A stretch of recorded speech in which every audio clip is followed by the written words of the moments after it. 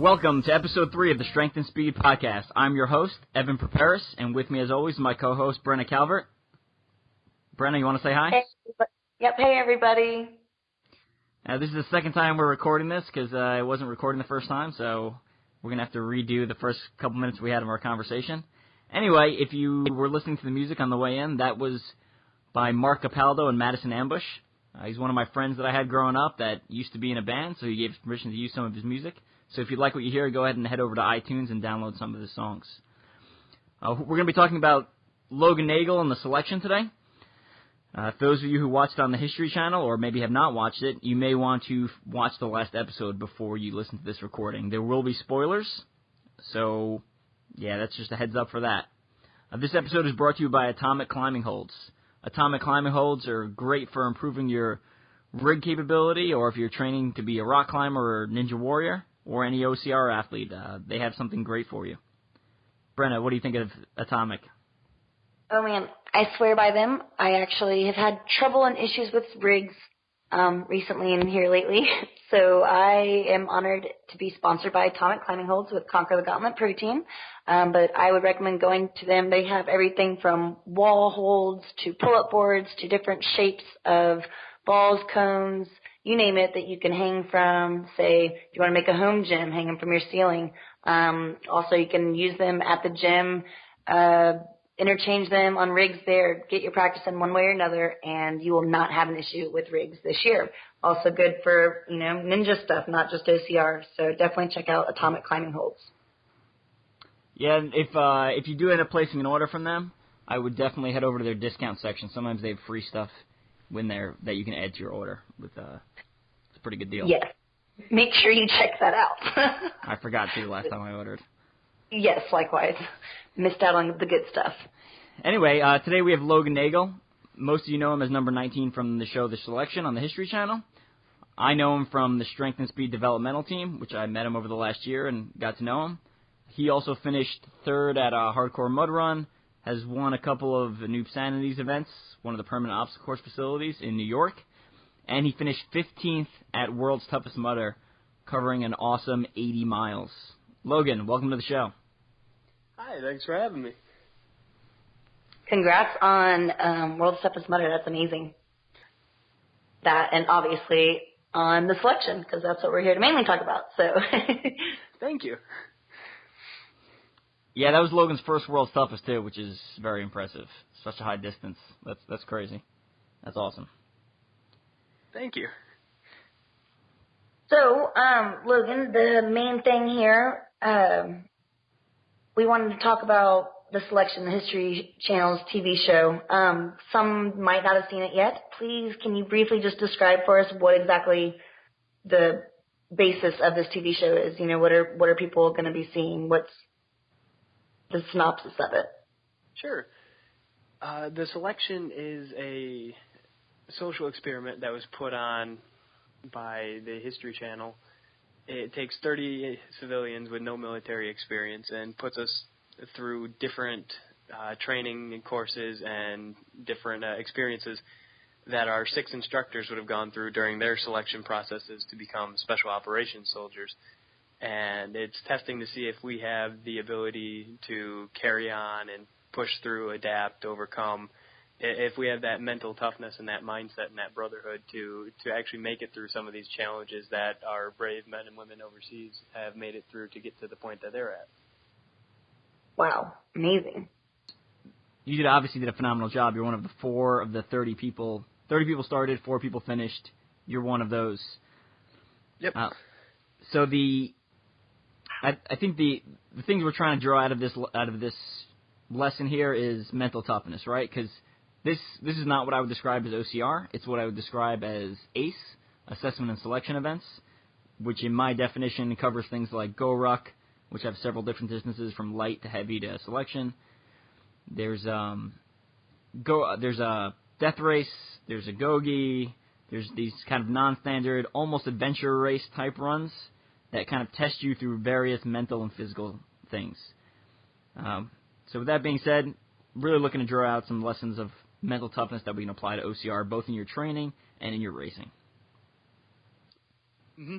It certainly was by far the best and worst thing I've ever done, and just by and away, there's nothing I can even compare it to in terms of difficulty and just the amount of stress that was placed on the mind and body and emotions. It was in a league of its own. Can only imagine. I've never been through anything quite like that. I'm almost out of my element in this episode, which is amazing. I get to learn and kind of feel like an outsider and almost a listener too at the same time. But I've watched the show. But briefly, tell us what's your background in these events? I mean, leading up to the show and applying for it, have you done Go Rucks and Death Race or anything like that, or was you completely green going into it? I was about as green as they come. I really have no background of athletics until recently. I always grew up really heavy set, and I went to college, and instead of putting on weight like most individuals, I lost a ton of weight.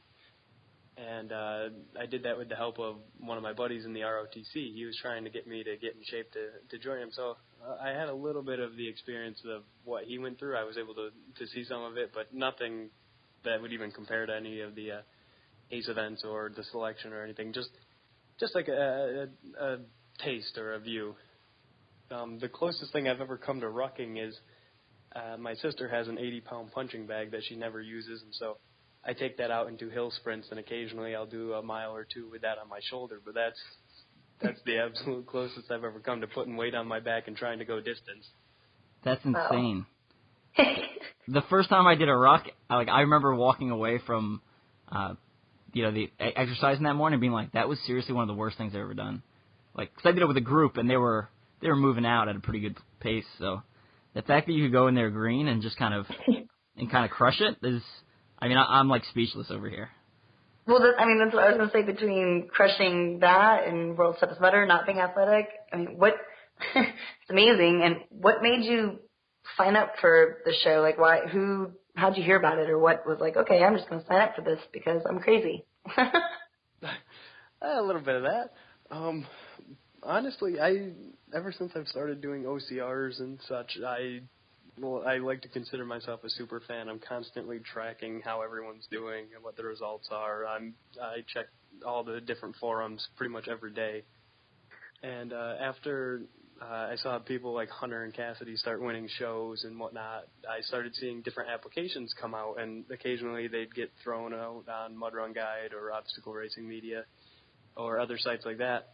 And going into the early parts of 2016, my 2015 didn't end so kindly for me in my personal life. I was a little upset and was just looking for something different and to leave my general area and to try something new, and saw that. And to be honest, I was treating it a little cocky. It said that it would if they were looking for the best, it could break people down, and I said, yeah, okay. I've never really been broken, so I doubt it, and decided to throw my name in the ring. Wow. So before we kind of get into a little more deeper onto the selection, so Brenna, let's talk about what background do you have in this type of stuff? Have you done a Green Beret Challenge or a Go Ruck or any of those things? I guess the closest would definitely be Green Beret Challenge. For those that don't know, it is a variation of OCR kind of hybrid.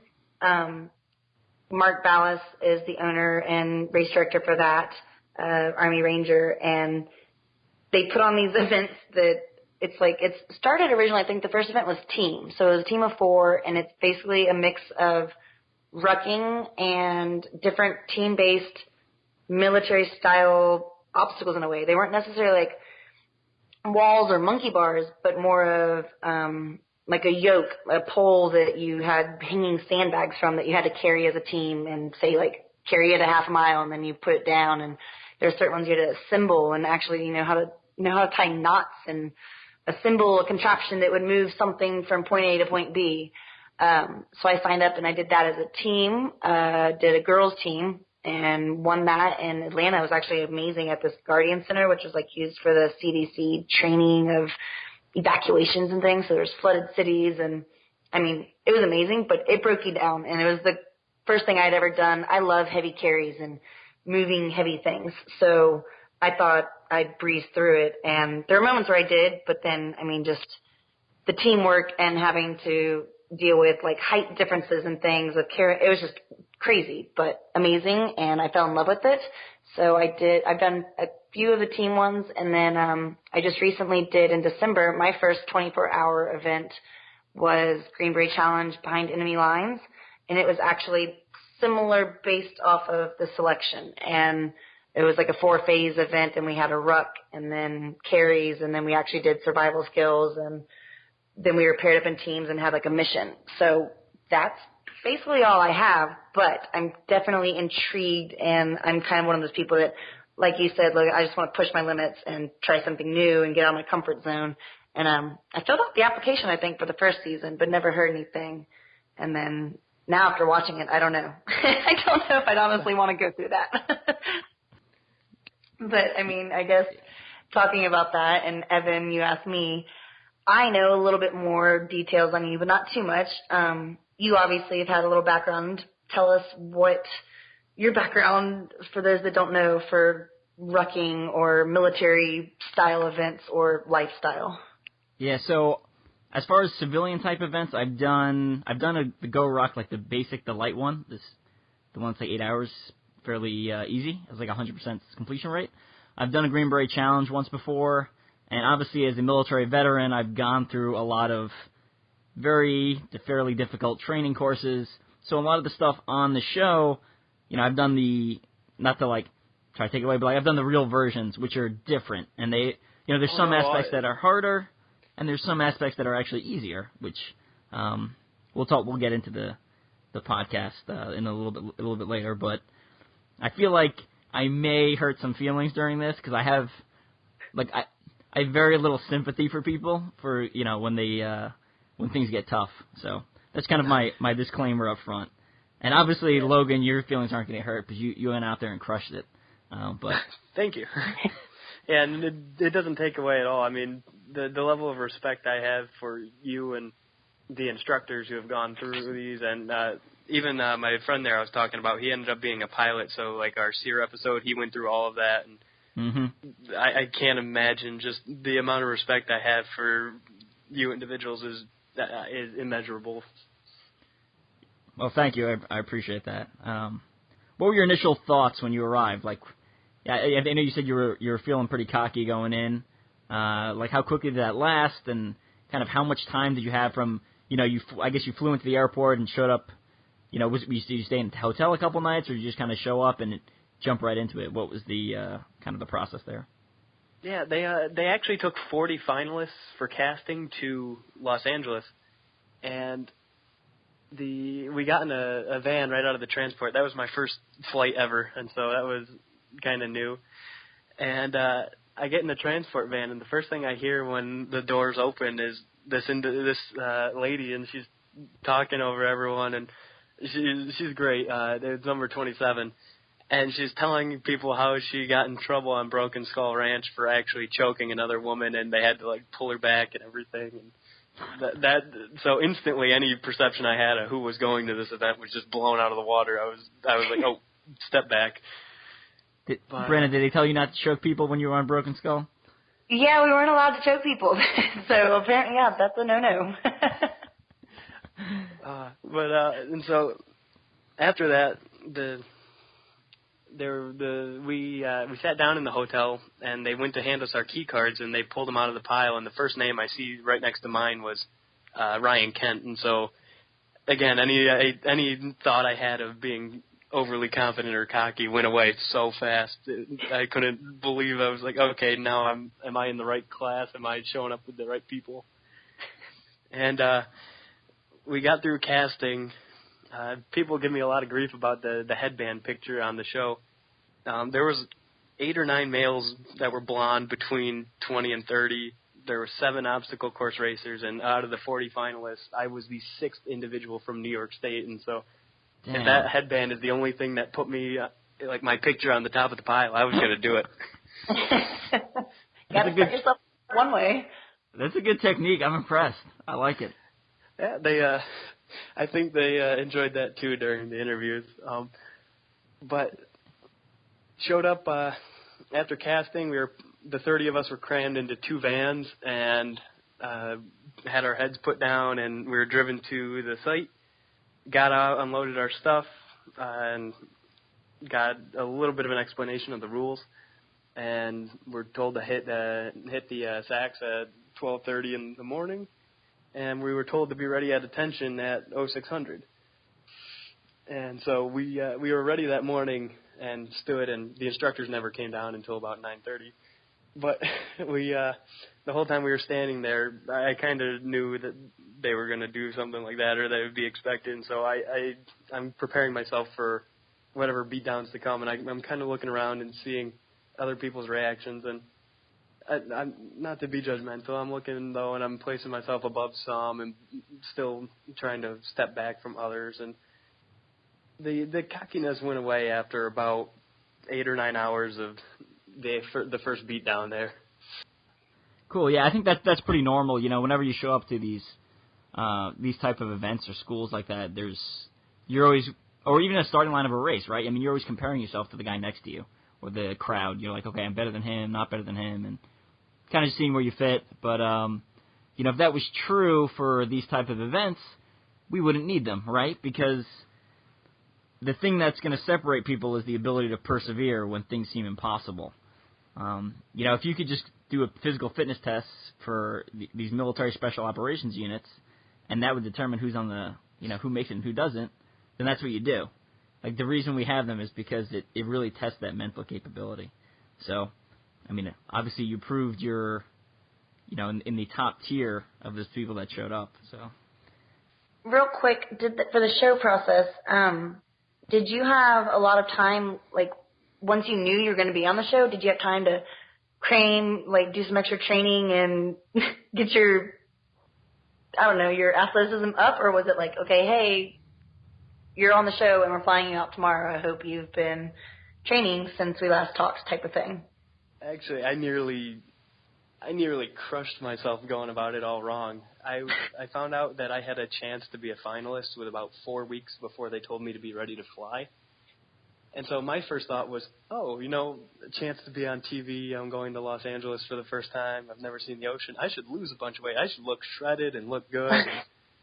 And so I spent the next better part of 3 weeks doing that until we finally got the participant packet about 10 days before we left. And I read through it and saw what was coming, and instantly it was like, oh, no, I did this all wrong. And so over the last 10 days before I left, I started trying to lift as heavy and just spend as much time under weight as I could. And I knew I had the running endurance currently, and so I was just getting as much weight and eating as many calories as possible, knowing that I had really hurt myself off the get-go. Oops. And 4 weeks is just enough time to worry you without really being the ability to change anything. Because, like, if I was training someone for an event like this, I would write them like a 4-month training plan, and the last 3 weeks would be tapering. So they really gave it to you pretty hard there. That's awesome. Yeah, I think the first time I noticed how much I had how much I had been eating and added extra calories and whatnot was that second episode on the Ocean Day when they're showing and everybody's got ripped abs, everything. I'm so pale and white and just pudgy looking in the front, and I was like, yep, okay, I definitely added some warmth. I'll take it. I mean, geez, between all the episodes, just that one stuck out. I remember when it was, I guess, the canoes were over your head, and he was talking to you when you said that was the first time you'd seen the ocean. I'm just thinking, like, oh, man, is he ever going to want to go back? It's funny you bring that up because, so, you know, I knew you from the Strength and Speed dev team. I didn't know you were going on the show until after you had already gone. Actually, I found out while you were there. I had talked to Jarrett Newby of New Sanity. And when we're watching that show, you know, I'm like, I hope he doesn't quit. I hope he keeps going. I hope he makes it, blah, blah, blah, blah. And that, when they asked you about the ocean, that was the moment where I didn't know you were going to finish, but I knew you were going to do well. because they asked you what you thought of the ocean, and you had enough, you were feeling good enough where you responded, it was like almost sarcastically. It was like, do you remember what you said? I said, it's exhilarating, instructor. Right, yeah, and he's being like, you're smoked, you're wet, you're cold, you're covered in sand, and, that's how you respond. And I think that, to me, that speaks a lot to your to your mindset, because you're feeling miserable, but you're willing to, it's a little bit of a jab at the instructors, and, it shows that your mind is still in it. Because someone who's not feeling well, or, like, legitimately thinking about quitting will be like, I don't know. I don't even know what they'd say, but yeah. Yeah, no, for those who know me, that's actually how I speak usually. I try to keep a well-maintained vocabulary. But, on top of that, I had recently said this in another interview as well, and so I got to watch myself. I don't want to say it too much, but I had never seen the ocean, and so some of the excitement had just made it so, even just getting hit by the waves and whatnot and the immersion. I'm a cold weather person. I love the snow. I love the cold. It doesn't bother me too much. And so that was so exciting, it almost made it fun. And I was trying all morning not to smile or let that show. The Zodiacs were horrible. I didn't realize just how heavy those things were. So at that point, I was getting a little smoked, and I was giving it back to him a little bit with a bit of a smart aleck answer there. But it probably was my favorite day. That's wow. Crazy. Yeah. Jeez. So out of the people who showed up, how do you think, before you actually went and started the process, how do you think you ranked physically out of the 30? Out of the 30, I would put myself on just overall fitness combined somewhere just above 15. There were some serious athletes out there, some really, really fast people, some very, very strong individuals, and some people who just, their coordination, their skill, their whole package is just far beyond anything that probably I'd ever be able to achieve. And just most of my athletic ability or whatnot comes from being stubborn and having the ability to put my head down and just run with it. And so I'm looking around and trying to figure, okay, I know I got to give 100%, but I'm not going to be first and I'm not going to be last. With that said, talking about physical, you said just putting your head down and going with it. How do you think you ranked mentally once you kind of maybe a day in or after seeing people? Were you thinking, okay, I've got this mental at least part over everybody? Until day 3, where we had to do the extraction, and I kind of let it get to me there. Until that point, I had thought that I was probably mentally stronger than everyone but 11. From the moment we showed up, Christian everybody kind of got that feeling about him. Yeah. But at that point, I'm looking around, especially on the ocean, and or even during what they called the shark attack, that first beat down there. I'm looking around, I'm looking at the other people, and I can already see some people who are not giving 100%, and some people who have the look of horror in their eyes. And so at that point, I'm kind of like, yeah, I'm doing great. And then day 3 got kicked right in the teeth, right to the ego, and that was enough to bring me back to earth. It's funny you say that. So a lot of the, when I've gone through similar stuff, a lot of times I'll draw strength from weird places. Like I'll feel bad for myself, and then you look over and see someone who's just looks terrible. I mean, they look like they're dying, and you're like, well, I feel bad, but not as bad as that guy, And if he can make it, if he's still here, then obviously I should still be here. And other times you draw strength from someone who's looking strong. Like, hey, that guy's not complaining. He's continuing to persevere. So look to them to draw strength. Yeah, both of those certainly came into play. There were times throughout the entire show where somebody would drop or somebody would be really close, and it's like I know I can outlast them. I know I can go 5 steps further than them, and so that's what I got to do right now.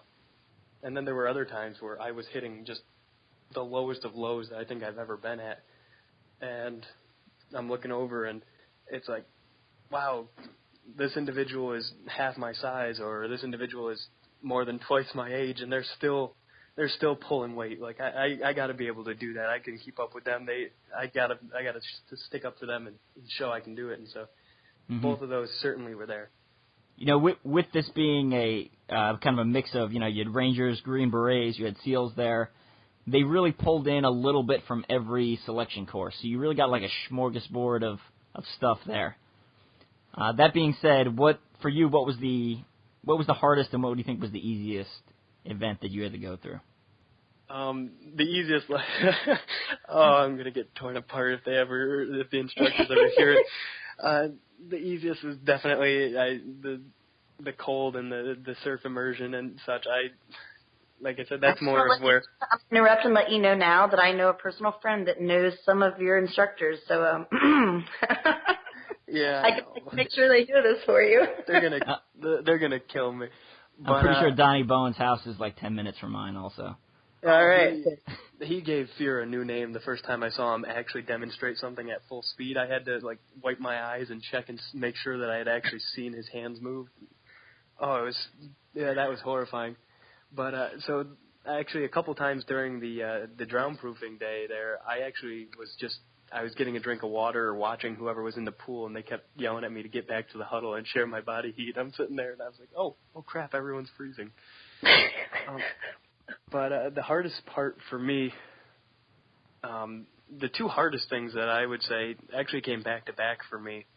I have absolutely zero aggression. I'm not very good at getting worked up or angry at things. And so the combatives day and trying to do that, I was by far the worst person left. I'm so glad they didn't have me spar with 3 because I would have lost and it would have been really funny. That 3's the female, correct? Yep. The last female that was left? I would have had 60 pounds on her and still been pinned, and it would have been terrible. And, but the other hardest thing was just I melt in the heat. I really, really dislike the heat a lot.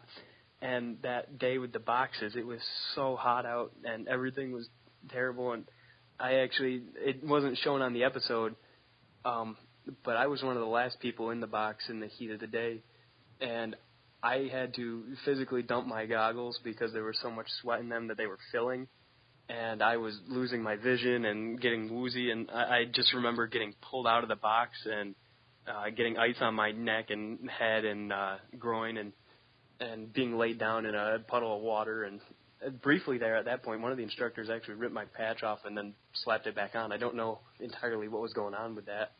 I don't know if it was just falling off or if they thought I was done or quit or if I was supposed to be removed. I'm not 100% sure, but it was that messed with my mind so much and made the next few days just incredibly difficult to go through mentally.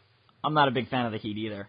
I remember on that episode, they actually showed a couple of the guys like shivering, and they said it was super hot, but I guess they were putting like ice cubes or something on you guys to cool you down. Yeah, we would occasionally get ice water thrown either on our heads or on our groins, and we were blindfolded. We never knew when it was coming or anything, and so all of a sudden, just ice cubes and water and everything. And so some of the guys would get really cold, and they'd be in their mind a lot, and they were really shivering and having problems watching it. And after about the first time they did it to me, I realized, okay, this is purely to keep us at an equilibrium. And so at that point, it became more of a comfort. Wow. Well, I was going to say, no wonder we've never met in person because you like the cold and I love the heat. So I stick to, like, the hot regions, and you probably stick to the cold regions. Oh, definitely. So the last episode just aired or last week, and it looked pretty cool. I mean, you had that final FTX. You did a helocast. My favorite part of that episode is when they announce what you're doing, that you're going to have to helocast into the water, which means, the helicopter hovers low, you jump out into the water with all the rotor wash and stuff. You were smiling so big, but like trying to hide it when the instructors announced it. It was cracking me up. That was actually they didn't show my face before we got in the helicopter. I had only just gotten in a plane for the first time, so the helicopter scared me to death. And I'm also not a huge fan of heights, And so when we got in the helicopter, the first thing the other 4 guys who were left said, maybe we're going to get to jump out of it. We're going to get to do this and that. And I'm sitting there, and I go pale as a ghost. I'm just staring out the window like, please let this thing land.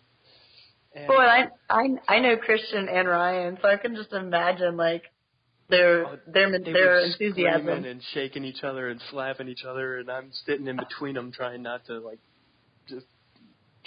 shake. And they actually, when they saw the helocast, my family picked up on it real fast. That was kind of my I'm scared and I'm trying to hide it, like, grin. And so they were laughing at me the whole time that was going on because I was watching with my family the final episode there. And I was telling them, the instructors, they looked at me, and Instructor Capone goes, you look like you're going to have a lot of fun with this 19, so we're going to make you go first. And all the different camera's angles made it look like I hesitated, but when I went to jump out of the helicopter, as soon as he took his hand off my shoulder, I was in the air before I could take a breath because I knew if I hesitated, I would have stopped. And I was just telling myself, you can't quit at this point. You cannot do that. Yeah, you made it all that way. You better get out of that helicopter. I was about 10 feet in the air, and I'm starting to think, oh, no, what did I do? It's just like the cliff at World's Toughest Mudder. The people who stand up there and, like, wait staring out into the water, I think it makes it 10 times worse. Like, that was me every lap. Was it really? Like, I just walk up, and I stand, like, maybe 5 feet back from the edge, and the second he tells me I'm good, I just run off. Like, I don't hesitate. I don't do anything. I could have just saved... like cold water. You gotta just jump in. Go quick. Between my, I think it was 9 laps or 10 laps I hit the cliff. No, it would have been 9. Between my 9 laps, I am pretty certain that I could have saved about 25 to 30 minutes off of my time if I had just gone and taken the first step instead of sitting there on the edge. You got to make your body move before your mind knows what's going on. Oh, yeah, definitely. Yeah, same thing goes for jumping out of helicopters, jumping out of planes, all that stuff. You don't think about it, you just do it. You'll be all right. I'm okay with that for a while. We'll see the next time it happens. Oh man, see, I'm dying to go skydiving. Like that's what it's on my bucket list. Maybe for my 30th birthday this year, that's what I'm gonna do. But like, I want to jump out of a plane, big time. I wish you luck. I'm gonna stay here on the ground. See, I've flown my entire life. My dad's a pilot, and then I got to ride in a helicopter when I won Battle Frog, South Carolina. They like actually took the winners in the helicopter ride. So, again, we're complete opposites. But that to me was exhilarating. Back when Battle Frog was crushing it and just dropping cash like crazy. Investing. And that's why they're not around. No, go ahead. Are you just saying, do you have to take off? Yeah, actually, yep, that's what I was going to interrupt. I do apologize, everybody. I just got back in town. Got to go pick up my puppy dog. So, thanks for having me. And Logan, it's been amazing chatting with you. But, you guys carry on. I'll miss you. And, thanks. And I will check everybody for the next podcast coming up. Thank you very much. Hope to meet you soon. Yes, sir. Later, Brenna. Bye, guys. All right, so Brenna just dropped off the call, so it's just me and Logan now. We're going to talk a little bit more about the final event, talk for a couple more minutes, and then start wrapping it up. So that final FTX, again, I thought that was done very well. I thought one of the things I liked about you is when they put you in the box that during that last event, it looked like you went to sleep. Did you purposely go to sleep, or were you just exhausted, or was that a thoughtful move, or what was the deal with that?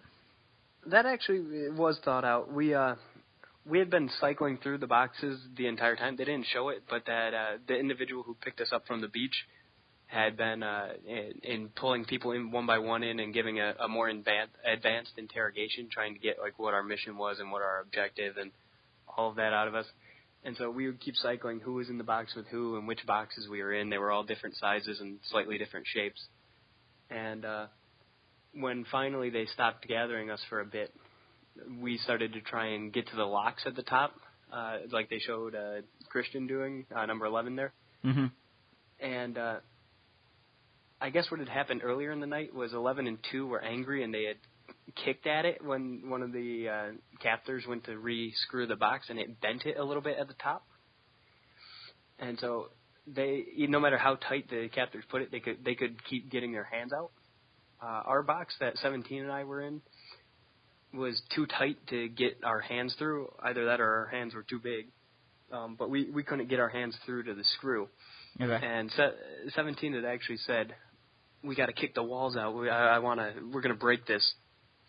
And I thought about that for a second, and I knew his legs were already hurting. He'd been saying for a day or two that they were going numb. And all I could think of was the walls weren't exceptionally thick, and I don't know what quality the wood was.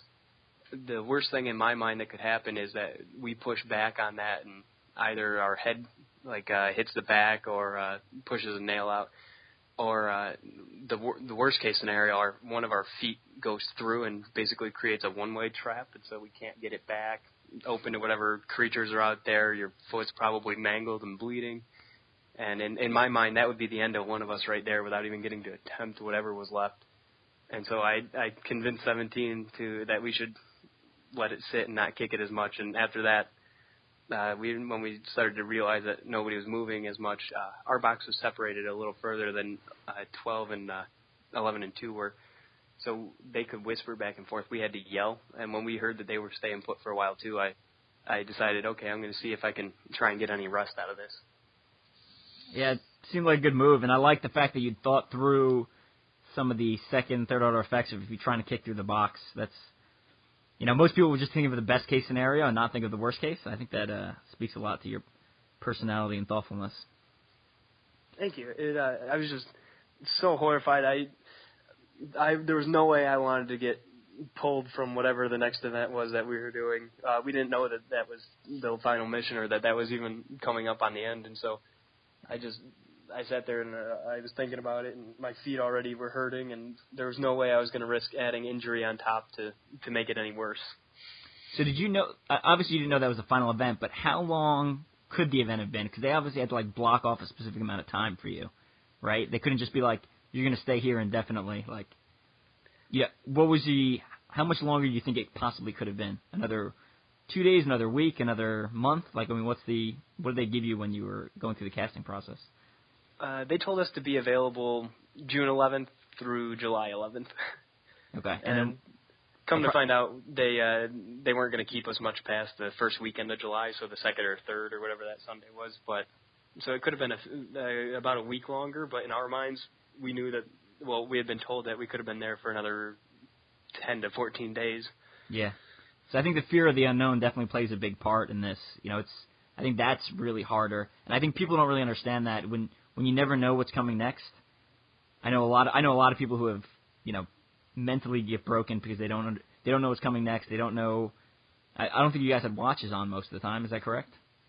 A couple of us started with them. Production said we could have the watches. The instructors showed up, looked at them, and didn't like them, so they took all the watches away except for a pink one that they would make the class leader wear because they found it amusing. And so the class leader had to shuffle this little pink watch that had barely an alarm function throughout us until the event was over. Yeah. And to me, again, that adds to the stress, too, because, again, you don't know what time of day it is. If you want to know what time of day it is, you got to ask the class leader, and, depending on how busy you are, that may be a pain in the ass, So. Yep. So the final episode, you guys are trucking along, you get to that final hill, and they give you the typical, essentially, if this never ends, it's going to keep getting harder, there's so much more left, and 17 quits. I think it was 17, is that correct? Is that his number? Yeah. I was shocked. I could not believe that he quit. After all that you guys have been through, the threat of more physical activity made him quit. And me sitting back here on my couch, I was completely blown away. Were you surprised that he did not finish the event at that point? Or was that, at that point, were you like, all right, he'd been hurting for a while, and that was just the kind of the straw that broke his back? I knew he had been hurting, but I know going into any of these events, I had actually completely different scale, that TV show American Grit or whatever with John Cena a few months before. Right. The one girl in the beginning, Brooke Van Paris or whatever, who fainted and they had to cart her out. Watching that going into the show, that was my mentality, was if I'm going to get pulled out, they're going to have to get the stretcher out here. And so going up that mountain, I should have been pulled. They gave us those water bottles to urinate in so that they could check and make sure we weren't dying, and I had it in 6 hours. And, wow. You can see it in the scene where I'm laying down and talking to myself in the dirt, that there's just an absolute line in raw, like just a 4-inch line of salts across my sleeves and chest. And I had sweat out everything and was basically going delirious from the dehydration and heat stroke. But I was just climbing up that mountain. I didn't know who was in front of me, who was behind me. I was maybe a third of the way up the mountain, and Ryan ran past me heading down number 12 there. And I got up, and I guess I waited underneath that shady tree so long that the medic ran up the hill to make sure I was still breathing, because I couldn't get the mic out of we had this walkie-talkie in case we wanted to quit, and it was in our bag. And I guess they were radioing me to check if I was okay, and I didn't hear it, so I was never answering it. And so they sent the medic running up the hill to come find me. Oh, wow. But I got down to the bottom of the hill and saw that 17 had quit, because 11 and 2 had told me on their way up. And he actually ran, not really ran, but kind of limped out of the van that they were trying to get him in to leave, and came over and threw his arms around me. And I was so dehydrated I couldn't make a sound or tear or anything. But I was pretty worked up at that point, and just I was so shocked that I didn't know what they had said, if they had pulled him, what had happened. I just knew he wasn't there. Backing up to one of the things you earlier said, I love that the fact you said they were going to have to carry you off in a stretcher. Because when you go into these events that are super hard, I think that's the mindset you need to go in with. You need to say, I'm going to keep going until it becomes, not until it becomes so uncomfortable I can't handle it. It's until I black out and someone carries me off the course. And I use the same mental attitude when I go into sort of any training event or World's Toughest Mudder. I go in there and it's like, all right, you can carry me off the course if you want to, but other than that, I'm not stopping. So, I mean, I've been moving fast, but, not going to stop. Yeah, I actually questioned my resolve on that at one point. After I got down off the mountain, was on that final run again. About the same point where I was talking to myself about my heart rate, I started actually feeling like my kidneys hurt, and I had stopped sweating maybe 2 hours before, and I had drank probably 6 gallons of water in the in-between, and I didn't know what was wrong with my body, and eventually the hydration started again, and about halfway up that mountain, that last walk, I was able to start to bring the heart rate down and feel like a person again. But it was just, there was a time period in there where I thought that they were actually going to have to get the stretcher, and yeah. At that point I was kind of questioning, is this really worth it? Am I really doing the right thing? And I guess I had to take a step back and go into autopilot at that point, and somehow made it up the mountain. Yeah, and I think that's normal. If at no point do you feel like this was one of the worst decisions you've made in your life, that's probably, maybe you're not mentally there. Like that should happen at some point. You should feel absolutely terrible and want to quit. I mean, the thing that makes the difference is whether you do or not. And I think your ability to persevere, obviously, shown through in this. The one thing I was waiting for the entire season for someone to say didn't happen until the last episode. It was number 2. He said, well, we're just going to keep on going, and if they drop us, they drop us. And I thought that was, again, that's a very good mental attitude to have, because when you look at the participant list, out of the 30 people, 26 didn't make it, and based off my count from watching the episodes, 24 quit, 1 was med dropped, and 1 failed to meet standards. If that number's inaccurate, I guess you can let me know. But that sounds about right. So, I mean, there was other people you could say wouldn't have passed the events, like they would have, if they would have done the event again, they would have failed. But they didn't. The point I want to make is they self-selected. They decided that I'm not good enough. They did not tell the instructor. They didn't wait till the instructors to tell them they're not good enough. And if you're setting your own limits, I think you're setting yourself up for kind of long-term failure. You're never going to reach your maximum potential. They certainly didn't make it easy, especially as the two things that the entire way through that the instructors, and I'm sure you're familiar with it, but as soon as they saw too much confidence or as soon as they saw weakness, that person was instantly at the top of the hit list. Just either of those, and they pounced. Yep. And so as soon as they saw that you were weak in an event or that something was going wrong, they were putting every extra stressor they could on you. Like the day I was made team leader, I after the tear gas in the ocean and everything, I had a sinus and bronchial infection. I had to take 2 rounds of antibiotics to clear it when I got back. And I had no voice. And they made me team leader. I couldn't even answer them to tell them I accepted. I don't know how they got the audio from that. They must have put a lot of work into it because for 3 or 4 days I couldn't speak.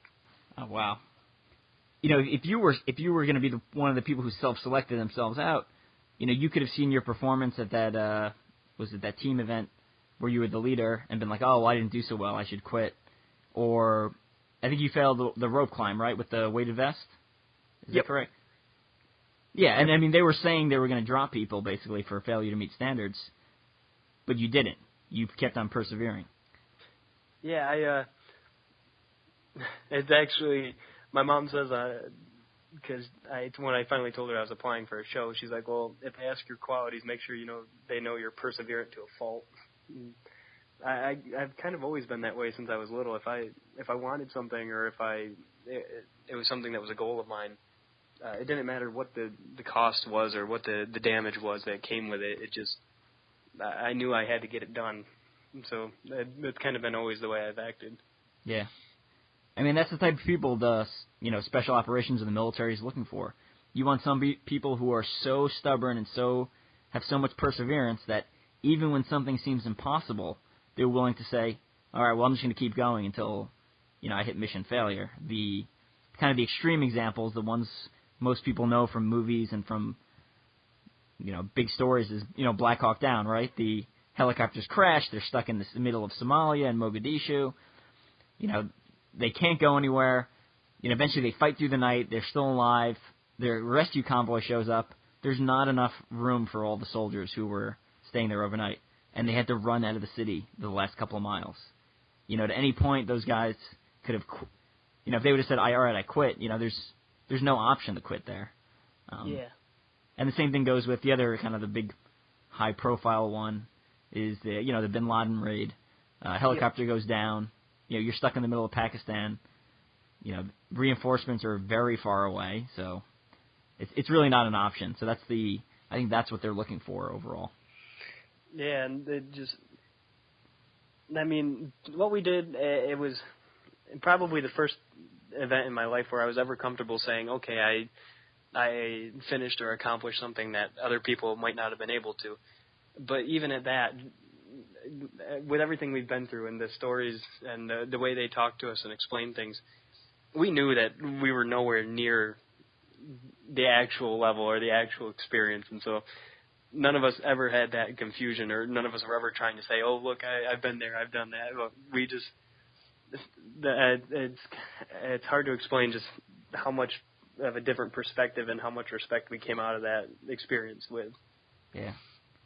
So I think when you look at all these events were kind of pulled from the various selection processes. When you look at the individual events stacked up one against one, the ones in the actual courses are harder. So, example, the drown proofing. In the real one, I think you have to bob for a while, then you actually swim, or you do like a 50-meter swim with your hands and feet tied. Yep. Then you start bobbing again. Then you're supposed to do a front flip. Then you're supposed to do a back flip. Then you're supposed to retrieve goggles with your mouth. Yep. So, the actual task for the SEALs or the combat divers that have to go through that is harder. But I think what people, again, the fear of the unknown plays a larger part in your scenario because most of the military selection courses and processes, they change, but they don't change drastically. So guys going to them generally have an idea of what's going on. They don't know the order of events necessarily. They don't know how far the movements are going to be or how many hours of sleep they're going to get. But you kind of have an idea. Versus you guys went in there and it was just like, it's a fucking crapshoot. You don't know what's coming. So I do give you guys a lot of credit because the variety of tasks you guys had to span, covered stuff that the SEALs go through, covered stuff the Green Berets go through, and covered stuff the Rangers go through. Kind of all mixed matched into one big event. Yeah, and it was really exciting to get all the different perspectives and all the different stories, and just the 6 different instructors, for as similar and cohesive as they were, just instantly, and it definitely comes from that brotherhood that they've all gone through that same level of experience and, for lack of a better term, that same level of hell. Mm-hmm. And just, they were each very, very different, and they had their own perspectives and ways to go about breaking and building and teaching. And so every time that something changed a little differently or came up a little differently, we got to see a little bit of insight into the way they processed and took it, and it really helped out in some cases, and in other cases it made you just kind of look at the individual and be like, what? How in the world do you expect us to think like that? Interesting. I think some of that's reflective of their communities. So each of those communities has a different stereotype associated with them. So I think you probably got a little bit of each stereotype, plus a mix of their own personality. So you probably got a nice swath of the special operations community there.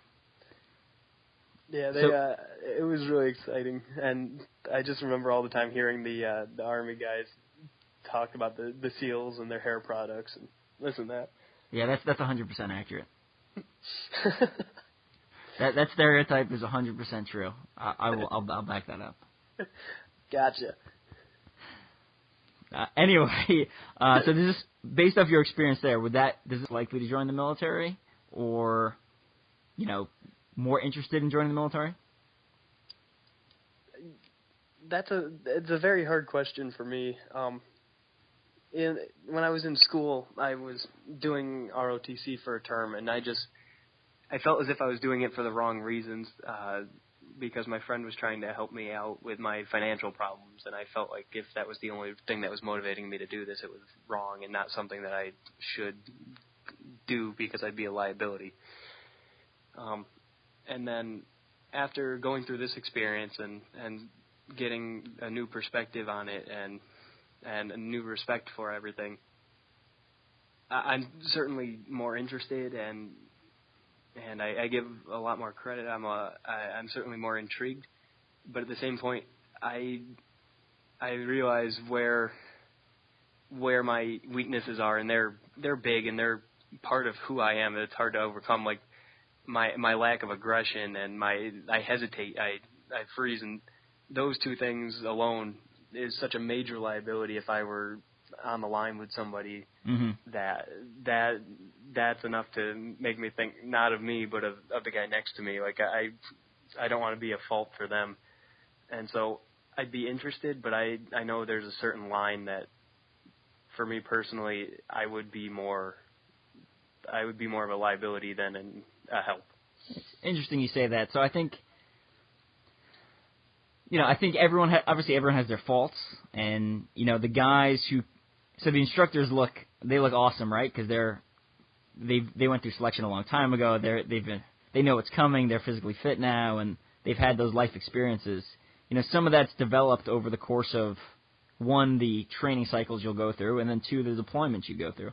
So as you go through more deployments and more training cycles and more processes and stuff like that, you transform. You'll become a different person. So I'm not trying to do a recruiting pitch online, but I will say, I will say that if you think the guys who run the selection programs come into the programs like quote unquote perfect or don't look like dog crap going through it, then it's just not true. Everyone looks like crap when they go through Ranger School. Everyone's falling asleep, standing up. It's complete. It's a complete disaster in there. So,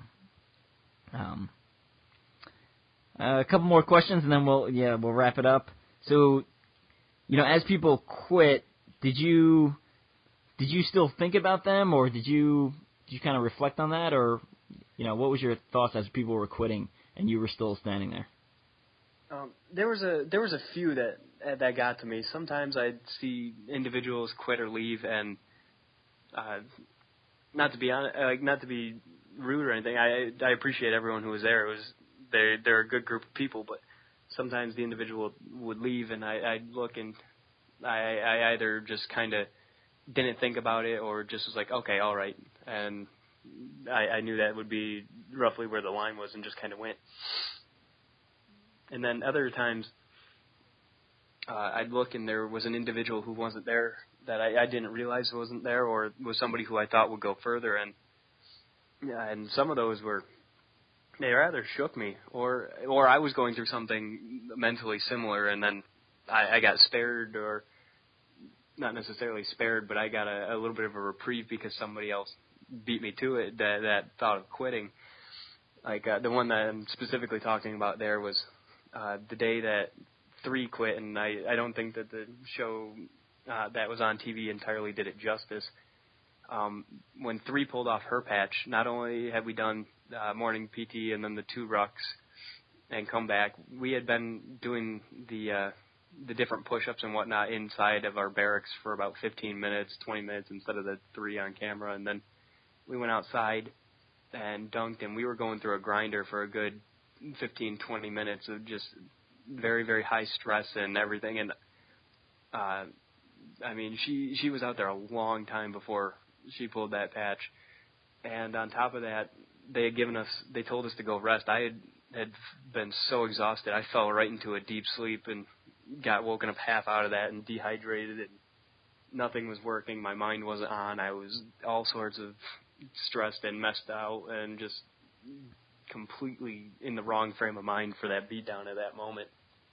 And that was probably the closest I ever came to pulling off my own patch, because I couldn't realize and couldn't get myself to settle down at that moment, being half awake and cramping and dehydrated and just so utterly exhausted from pushing that run as hard as I can. I came in that second ruck when we went right out and did it again in the heat. I was right behind Ryan for that, and sometimes that was a bit of my ego trying to keep up with him, and other times it was me trying to push myself. But in that case, all it did was break me down.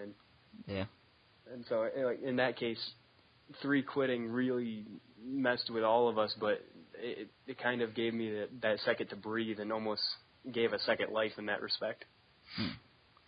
So what I found is some of the, courses and stuff I've been through, when people quit, sometimes they think like, oh, well, I'm just going to quit because that's a personal decision I'm making. But it's more than that, because there's only there's a finite amount of instructors and a finite amount of candidates. And to me, that every person that quits, that's more one-on-one focus, which to me makes it a little more challenging. So as you get down to those smaller numbers, I think that, each person suddenly becomes exponentially more important, because they're, when you're in a large group, everyone's kind of deflecting the focus around, versus when there's 4 of you, there's not many places to focus on. It's you or the guy next to you. So. Definitely the hardest time period was those few days between when we were at, I think it was the evasion and then the SEER exercise that they did with us started when we had 14 people, and it really didn't change until there was 5 of us left, and those 4, 5, 6 days in the middle, whichever it was, those were by far the hardest. When they had about 1 instructor for every 2 of us, or it was just about 1-to-1, and they were able to really just pick at everyone, that was by far the hardest time period. Yeah, I like one of the things you said earlier, again, kind of rehashing it. It's kind of about the guy next to you. So, when things get bad, a lot of times you can look to the person next to you, like I said, for strength, or, you can be like, all right, well, if I quit, then the guy next to me is going to get screwed, because now, maybe we still have to carry the same amount of weight, but now it's spread out, but there are only, 4 people instead of 5 or whatever it is.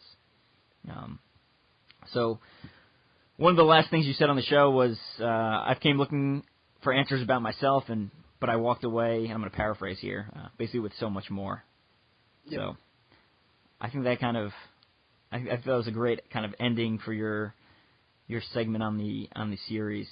Have you heard anything about a season 2? Because I'm sure there's listeners out here that are very interested in applying, or I have not heard anything solid on a season 2 yet. I've heard a couple of rumors, and so I'm not sure the validity of them, and I wouldn't want to spread anything false. I know there was a casting advertisement a couple months ago for season 2, but they were waiting to see how the ratings and the feedback and everything from the first one was. And so I can't say with any great certainty anything about season 2 yet, but I can certainly say that the idea has been tossed around considerably.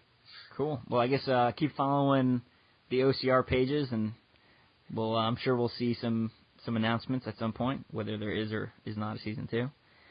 For those of you who are listening to this and want to know more about the actual selection process some of our special operations soldiers go to, there's a couple of good books you can pick up. Dick Couch has written several books that in detail explain the selection and training processes of, like, the Navy SEALs. I think that one's called Warrior Elite. Special Forces is called Chosen Soldier. The Ranger one is called Sua Sponte. There's also several TV shows and documentaries that cover the event. So Discovery Channel put one out about BUDS, Basic Underwater Demolition School, or SEALs, that you can find online. Surviving the Cut, I think there was a History Channel show, I'm not sure. But they cover a lot of the selection events. And then a Discovery Channel also had one called 2 Weeks in Hell that outlines Special Forces assessment and selection, which is not actually 2 weeks. Sometimes it's 3, which is kind of interesting. Anyway, that kind of wraps up the show. Logan, is anyone you want to specifically thank or sponsors you want to plug, anything like that? I appreciate everything you've done for me with the Speed and Strength Development Group and all the help that you guys have given me. As always, my friends and family at Noob Sanity. Definitely 17, 2, 11, and 12. Those guys I'm in constant contact with, and guys, they've helped me through a lot lately. And so even with the stuff we went through, it's a real little brotherhood there. Yeah, it's awesome. I'm glad you had that great experience, and glad I've gotten to know you over the last year. If anyone wants to hear more, I actually wrote a great article about quitting that's going to be on Complete Human Performance. It talks about some of the stuff we talked about in this episode. And I'm biased because I wrote it, but I think it might be one of my best articles ever. So make sure you check that out once it gets published. Either follow me on Facebook or follow my Strength and Speed page, and I'll make sure I share that. The first Conquer the Gauntlet race is coming up on Houston on March 25th. So if you're in the Texas area or you want to travel to a race, I highly recommend that. Logan, you got any races coming up? Is your first race of the season? My first race is this upcoming weekend. I'll be up in Shale Hill, Vermont for the 8-hour Polar Bear Challenge. Awesome. The week after, I will be at Noob Sanity's Frozen 4 doing the bathing suit race. And then I will be at the Spartan Sprint at Greek Peak and the following Hurricane Heat that evening. Awesome. Well, not sure I'm going to be at any of those, but hopefully I'll see you at some point this year. And if not, we'll definitely see each other at World's Toughest Mudder. Thanks again for coming on the podcast. Yeah. No problem. Thank you for having me. All right, Logan. I'll catch up with you later. Thank you. Take care, Evan. Later.